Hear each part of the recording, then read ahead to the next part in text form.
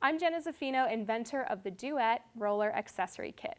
Your kit comes with a strap as well as a multifaceted headrest that you can use to configure the rollers that you already have into multiple different positions for great degrees of stability challenge as well as some facilitation of mobility through your spine, hips, shoulders, and everything in between. For this exercise, we'll be using the headrest as a support for the tender area that sometimes occurs along the line of the side of your leg. If you place the headrest about 6 inches away from the edge of the roller, that should suffice, but feel free to move it about to place it where you need it the most. And then we'll just slowly align ourselves along the center line of the 2 rollers with our bottom knee extending right out from the hip and the toe tucked under to create a sort of brace for stability because you'll need it. We're going to take the bottom hand, underneath your head, and you can use a little bit of a hugging of your underarm into the rollers to create a little more connection to your back along the bottom side. Top arm goes overhead and the top leg will flex. Right away, you'll be able to feel whether or not you're rolling too much into the front roller or too much into the back roller. So the idea is to stay balanced in between the two. And we'll begin simply by hiking our hip up. So we're going to draw that femur all the way up into the hip socket, shortening the top waist and dropping the bottom waist into the space between the rollers. And from here, extend your top leg long, pointing through the foot as if someone's pulling that leg a little bit out of the hip socket. And flex and hike and point and reach. It's a nice check-in here to just be aware of whether or not as you're flexing or hiking, you're rolling backward or forward. The idea is to keep us right into that side lying plane. Let's do that one more time. And then we'll point and extend.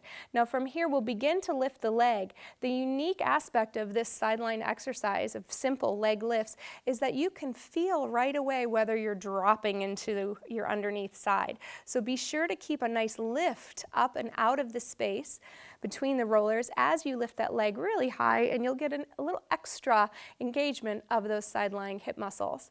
From here, let's lower down as low as you can. If you can touch the floor, wonderful. If not, just engage the inner thigh. We'll do that 4 more times, lifting up and lowering down, consistently checking in with the bottom side.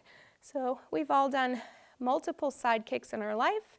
This can be a new way to approach them by using the feedback we feel underneath to drive the movement rather than just the kick itself. Good. Let's lift up one more time and then we'll hold. Now our front to back kicks are going to be a little bit abbreviated. So we'll flex the foot, engage the bottom leg, and kick forward as much as you can. You can see it's not too much in the beginning. And point the foot and kick backwards as far as you can. So we'll kick forward and kick backward. And again, this is a challenge to your balance more so than your range of motion. However, if we'd like to take that range of motion up a notch, we can kick forward and roll onto the back roller, seeing how far we can go. And we can kick backward and add a little rotation rolling onto the front roller. Kick forward, challenging ourselves through that range, and kick backward, always passing through center. One more time, kick forward and kick backward. And many of your other variations will also suffice here. From here, let's come all the way up and off for a moment. We're going to move the headrest to the other end, which is about, once again, 5 or 6 inches off the edge. And once again, come on down onto your side and nestle ourselves right in. Again, the bottom leg is going to be bent, toes tucked under for a little more stability. This time, both arms reach long. So this simple side bend to begin reaches the top leg long, and you'll begin to articulate up through the side, lifting the leg to meet the arm. Stretch the foot, the toes, the hands apart as you lower down to come all the way down. This is just testing your strength before we begin to bring our arm into it any amount more and feeling the low muscles of your side bend. If we want to take it higher, we'll lift up to that same level, bend the elbow, press and lift even higher, and you can work a bit on your side plank position with this bottom arm.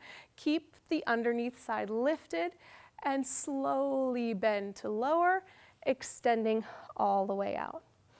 Again, lift, find your side bend, pulling the arm in, press up, Find your plank, lengthen as you reach, and stretch it all the way out. One last time.